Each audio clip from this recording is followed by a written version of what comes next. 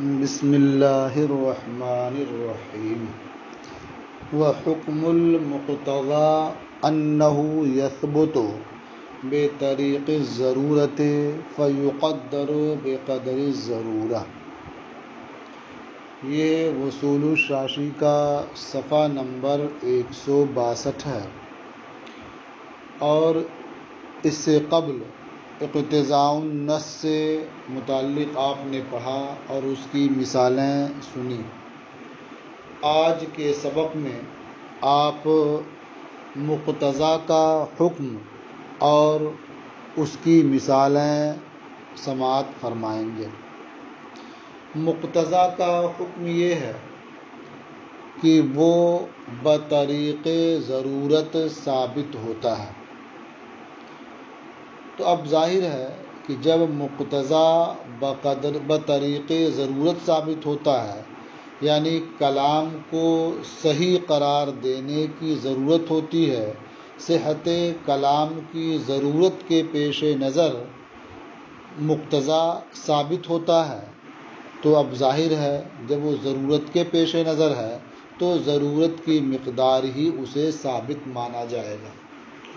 جس سے ضرورت پوری ہو جاتی ہے اس سے زائد ماننے کی کوئی ضرورت نہیں ہوگی۔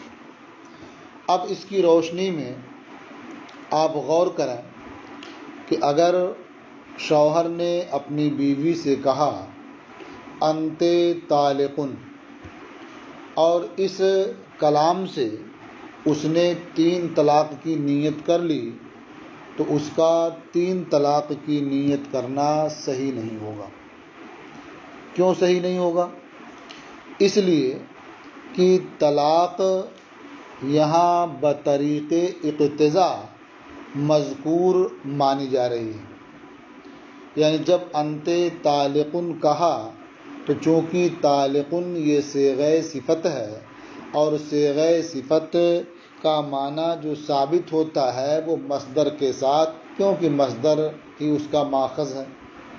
تو انت طالقن طلاقن ہوا، تو طلاق جو مصدر ہے اسے بطریق اقتضاء مذکور مانا جاتا ہے۔ تو ظاہر ہے کہ جب بطریق اقتضاء اسے مانا گیا ہے تو وہ بقدر ضرورت ہی ہوگا، اور ضرورت ایک سے پوری ہو جاتی ہے، لہٰذا اسے 1 کے حق میں مذکور مانا جائے گا، 2 یا 3 کے حق میں مذکور نہیں مانا جائے گا۔ یعنی طلقتین یا طلقات نہیں مانا جائے گا، بلکہ مصدر کو جب مقدر مانا جا رہا ہے ضرورتاً، تو جتنے سے ضرورت پوری ہو جاتی ہے اتنے کے حق میں مذکور مانا جائے گا۔ لہٰذا انت طالقن کہا تو صرف 1 طلاق رجعی واقع ہوگی، چاہے وہ 1 کی نیت کرے یا کچھ بھی نیت نہ کرے یا 3 کی نیت کرے۔ وحکم المقتضى انہ یثبت بطریق الضرورت، اور مقتضیٰ کا حکم یہ ہے کہ وہ بطریق ضرورت ثابت ہوتا ہے، یعنی صحت کلام کی ضرورت کے پیش نظر اسے ثابت مانا جاتا ہے۔ فیقدر بقدر الضرورت، تو مقتضیٰ ضرورت کی مقدار ہی ثابت مانا جائے گا۔ وَلِہَذَا قُلْنَا، اور اسی بنیاد پر ہم نے کہا، یعنی مقتضیٰ کا ثبوت بطریق ضرورت ہوتا ہے، اسی لیے ہم نے کہا اذا قال انت طالق ونوى به الثلاث لا يصح، جب شوہر اپنی بیوی سے کہے انت طالق اور اس سے 3 طلاق کی نیت کرے، تو یہ 3 طلاق کی نیت کرنا صحیح نہیں ہوگا۔ کیوں صحیح نہیں ہوگا؟ لأن الطلاق یقدر مذکورا بطریق الاقتضاء، اس لیے کہ طلاق جو مصدر ہے، طلاق کو مذکور مانا جاتا ہے بطریق اقتضاء، یعنی طالقن کے معنی کے ثبوت کے لیے، اس کے تحقق کے لیے بطریق اقتضاء طلاق کو مذکور مانا جاتا ہے۔ وَيُقَدَّرُ بِقَدْرِ الضَّرُورَةِ، تو اسے موجود مانا جائے گا بقدر ضرورت ہی۔ وَيُقَدَّرُ بقدر ضرورت تو اسے مقدر مانا جائے گا، ثابت مانا جائے گا بقدر ضرورت، یعنی اتنی مقدار ہی ثابت مانا جائے گا جس سے انت طالقن کہنا صحیح ہو سکے، اس کا معنی سمجھ میں آ سکے۔ وَالضَّرُورَةُ تَرْتَفِعُ بِالْوَاحِدِ، اور ضرورت ختم ہو جاتی ہے ایک کے ذریعہ، ضرورت پوری ہو جاتی ہے ایک کے ذریعہ۔ فَيُقَدَّرُ مَذْكُورًا فِي حَقِّ الْوَاحِدِ، لہٰذا طلاق کو مذکور مانا جائے گا ایک کے حق میں، تو اب 2 یا 3 کی نیت صحیح نہیں ہوگی۔ یہ ایک مثال ہوئی۔ فرماتے ہیں وَعَلَى هَذَا يُخَرَّجُ الْحُكْمُ فِي قَوْلِهِ إِنْ أَكَلْتُ فَعَبْدِي حُرٌّ مثلا، اور اسی بنیاد پر کہ مقتضا بطریق ضرورت ثابت ہوتا ہے، حکم کی تخریج کی جاتی ہے قائل کے قول ان اکلتو فعبدی حرٌ میں، یعنی ایک شخص نے اس طرح سے کہا کہ ان اکلتو فعبدی حرٌ یا ان اکلتو فامراتی طالق، اگر میں نے کھانا کھایا تو میرا غلام آزاد ہے، یا اپنی بیوی کے تعلق سے کہا کہ تجھے طلاق ہے۔ وَنَوَى بِهِ طَعَامًا دُونَ طَعَامٍ، تو ان اکلتوں سے اس نے کسی خاص کھانے کی نیت کی، تو ایسی صورت میں یہ صحیح نہیں ہوگا، یعنی ان اکلتوں میں خاص کھانے کی نیت کرنا یہ صحیح نہیں ہے۔ کیوں صحیح نہیں ہے؟ اس لیے کہ عقل یہ مقتضی ہے طعام کا۔ عقل کب ہوگا، کھانا کب ہوگا؟ جب کھانے کی کوئی چیز ہو، تو عقل یہ مقتضی ہے کسی معقول کے ہونے کی مقتضی ہے۔ لفظ عقل تقاضا کرتا ہے کہ کوئی معقول ہو، کوئی کھانے کا سامان ہو، کوئی کھانے کی چیز ہو، لہٰذا وہ طعام جو ثابت ہوگا وہ بطریق اقتضا ہوگا، اور جب بطریق اقتضا ہوگا تو اسے ضرورت کی مقدار ہی مقدر مانا جائے گا، اور ضرورت فرد مطلق سے پوری ہو جاتی ہے، یعنی مطلقاً طعام سے پوری ہو جاتی ہے، وہ جیسا بھی ہو جو بھی ہو، اور جب فرد مطلق سے پوری ہو جاتی ہے تو فرد مطلق میں تخصیص کا احتمال نہیں ہوتا ہے، فرد مطلق میں تخصیص کا تصور بھی نہیں ہو سکتا، اس لیے کہ تخصیص یہ عموم کی مقتضی ہے۔ تخصیص کہاں ہوگی؟ جہاں عموم ہو، اور جب یہ فرد مطلق سے ضرورت پوری ہو جاتی ہے تو فرد مطلق کو مقدر مانا جائے گا اور وہاں تخصیص نہیں ہو سکتی کیونکہ عموم نہیں ہے۔ وَعَلَى هَذَا يُخَرَّجُ الْحُكْمُ فِي قَوْلِهِ إِنْ أَكَلْتُ وَنَوَى بِهِ طَعَامًا دُونَ طَعَامٍ لَا يَصِحُّ، اور اسی بنیاد پر یعنی مقتضا کے بطریق ضرورت ثابت ہونے کی بنیاد پر قائل کے قول ان اکلتوں میں حکم کی تخریج کی جاتی ہے، جبکہ اس نے ان اکلتوں سے کسی خاص کھانے کی نیت کی ہو دوسرے کھانے کو چھوڑ کر کے، لا یصح ہو تو اس کا یہ نیت کرنا صحیح نہیں ہوگا۔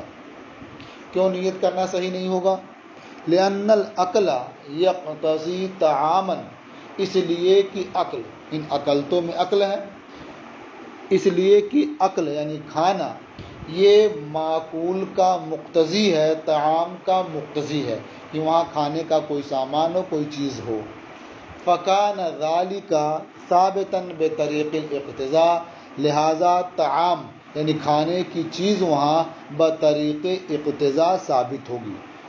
جب بھی عقل ہوگا تو وہاں کوئی معقول ضرور ہوگا، تو معقول کا ہونا بطریق اقتضاء ثابت ہوا۔ فَيُقَدَّرُ بِقَدْرِ ضرورت، تو طعام کو مقدر مانا جائے گا بقدر ضرورت، یعنی جس سے ضرورت پوری ہو جائے اتنا ہی طعام کو وہاں مقدر مانا جائے گا تاکہ عقل کے معنی کا تحقق ہو سکے۔ وَالضَّرُورَةُ تَرْتَفِعُ بِالْفَرْضِ الْمُطْلَقِ، اور ضرورت فرد مطلق سے ختم ہو جاتی ہے، پوری ہو جاتی ہے، یعنی کھانے کا کوئی بھی سامان ہو، کیسا بھی سامان ہو، تو اس کے وجود سے ضرورت ختم ہو جاتی ہے، عقل کا معنی متحقق ہو جاتا ہے۔ ولا تخصیص فی الفرد المطلق، اور فرد مطلق میں تخصیص متصور نہیں ہے، لأن التخصیص یہ عاتمد العموم، اس لیے کہ تخصیص یہ عموم کی مقتضی ہے، اور یہاں عموم ہے نہیں، اس لیے تخصیص نہیں ہو سکتی۔ تیسری ایک مثال اور دیتے ہیں، فرماتے ہیں وَلَوْ قَالَ بَعْدَ الدُّخُولِ اعْتَدِّي وَنَوَى بِهِ الطَّلَاقَ فَيَقَعُ الطَّلَاقُ اقتضاءً۔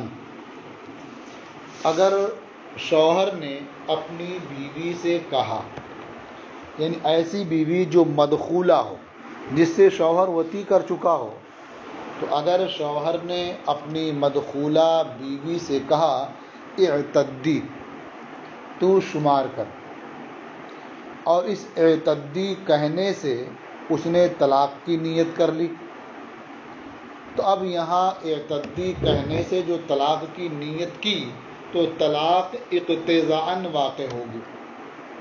کیوں اقتضاءً واقع ہوگی؟ اس لیے کہ اعتدی کا معنی مختلف ہے۔ مثلا تو شمار کر، اب اس بات کا بھی احتمال ہے کہ نعمتوں کو شمار کر، اللہ کی نعمتوں کو شمار کر، میرے احسانات کو شمار کر، یا کوئی خاص چیز ہو جس کے بارے میں یہ کہا گیا کہ تو شمار کر، اور یہ بھی ہو سکتا ہے کہ تو اپنے حیض کو شمار کر، یعنی اپنی عدت پوری کر۔ تو اس طرح سے اعتدی میں مختلف صورتوں کا احتمال ہے، لیکن جب اس نے نیت کر لیا اس سے طلاق کی، تو اب طلاق کی نیت کرنے کی وجہ سے اقتضاءً طلاق واقع ہوگی، اس لیے کہ اب اعتدی کہنے میں کیا ہو گیا کہ تو حیض شمار کر، حیض شمار کر یعنی اپنی عدت پوری کر، تو عدت پوری کب کی جائے گی؟ جب اس سے پہلے طلاق دے دی گئی ہو۔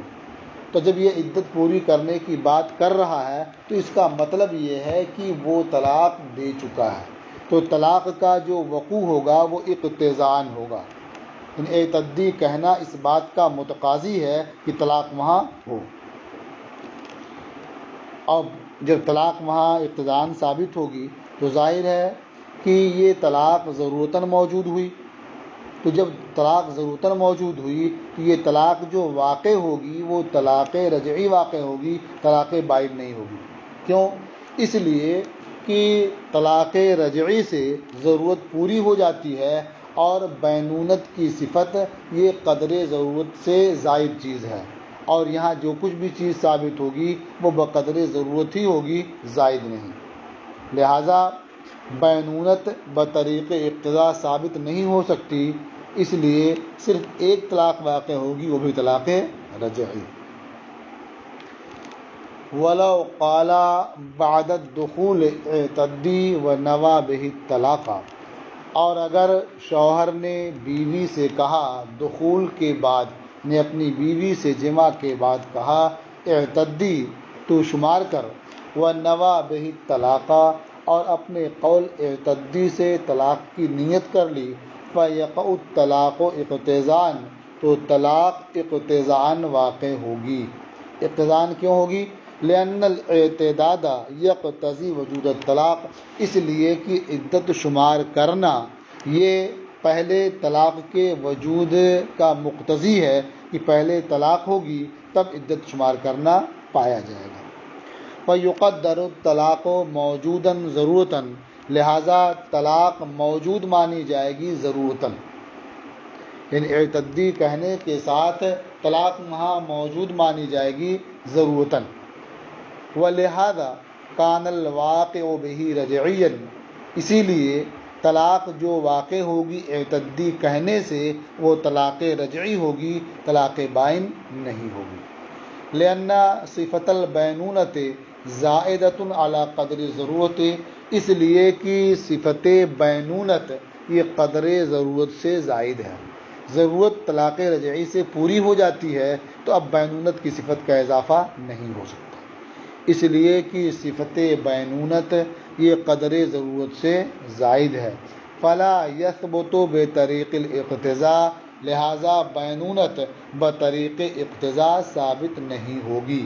ولا یقع الا واحد لما ذکرنا، اور طلاق واقع نہیں ہوگی مگر ایک ہی، یعنی صرف ایک طلاق واقع ہوگی لما ذکرنا، اس دلیل کی بنیاد پر جو ہم نے ذکر کیا کہ قدر ضرورت سے جو زائد ہو اس کا ثبوت بطریق اقتضاء نہیں ہوگا۔ جو چیز ضرورتاً ثابت ہوتی ہے وہ بقدر ضرورت ہوتی ہے، اور اقتضاءً جس کا بھی ثبوت ہو رہا ہے وہ ضرورتاً ہی ہو رہا ہے، لہٰذا ضرورت کی مقدار ہی وہ چیز ثابت ہوگی، زائد نہیں۔ اب اس کے بعد انشاءاللہ آپ کل کے سبق میں امر کی بحث پڑھیں گے، یعنی 10ویں فصل جو امر کے بیان میں ہے وہ کل انشاءاللہ آپ پڑھیں گے۔